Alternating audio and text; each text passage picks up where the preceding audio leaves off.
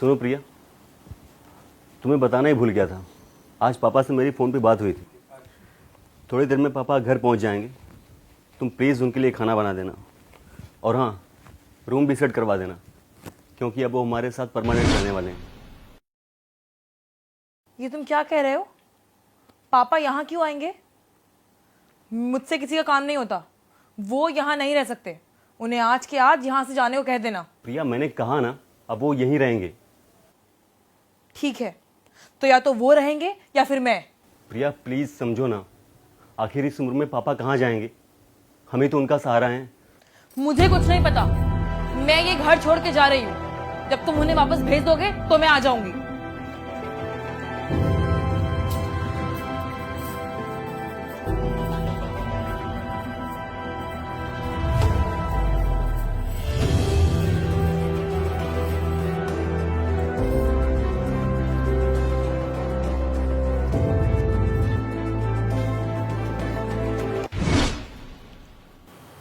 अरे पापा, आप अचानक यहाँ कैसे?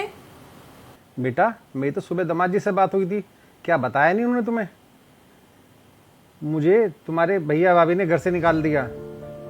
तुम्हारी भाभी ने मना कर दिया खाना बनाने के लिए मेरा। उसने कहा या तो उस घर में वो रहेगी या मैं रहूँगा। अब इस बुढ़ापे में मैं कहाँ जाता। मैंने तो वृद्धाश्रम जाने की तैयारी कर ली थी, लेकिन जब ही दामाद जी का फ़ोन आया और मैंने उन्हें अपनी सारी बातें बताई, उन्होंने मेरी टिकट करा दी। नमस्ते पापा, सफर में कोई परेशानी तो नहीं? आशीर्वाद बेटा। नहीं बेटा, कोई परेशानी नहीं हुई। तुमने टिकट करा दी थी, मैं बहुत आराम से आया।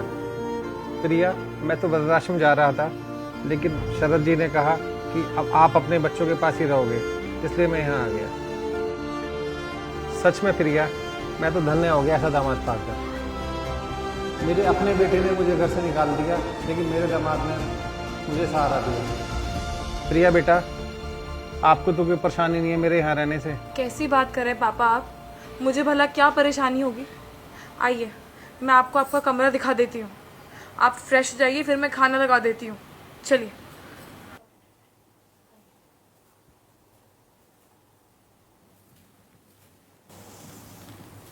आई एम रियली सॉरी शरद। मुझे लगा कि तुम्हारे पापा आ रहे हैं, इसलिए मैंने उन्हें घर में आने से मना कर दिया। मैंने अपने और तुम्हारे पापा में भेदभाव किया, और तुमने मेरे पापा को कितना मान दिया, सम्मान दिया, उन्हें अपना माना, उन्हें अपने घर में रहने की जगह भी दी। प्रिया, ये सिर्फ तुम्हारी सोच नहीं है। मोस्टली हर बहू ऐसा ही सोचती है कि ये मेरी नहीं, मेरे पति के माँ बाप हैं। पता नहीं ये बात लड़कियाँ क्यों भूल जाती हैं कि जैसे तुम्हारे माँ बाप ने तुम्हें पाला है, वैसे ही हमारे माँ बाप ने हमें पाल पोस कर बड़ा किया है। जब पेरेंट्स अपने बेटे की शादी करते हैं तो ये सोचते हैं कि उनकी बहू उनके सुख दुख में साथ देगी, उनका घर संभालेगी, रिश्तों की कदर करेगी। लेकिन तुम लोग माँ बाप को उसके बेटे से अलग कर देते हो। पर तुम भूल जाते हो कि तुम्हारे भी माँ बाप हैं, भाई भाभी हैं। अगर तुम्हारी भाभी तुम्हारे पेरेंट के साथ ऐसा करेगी तो तुम्हें कैसा लगेगा? इसलिए घर को जोड़ने का काम करना चाहिए, न कि तोड़ने का। रिश्ते हमारे अपने ही होते हैं, इसलिए उसे हमें ही संभालना होता है।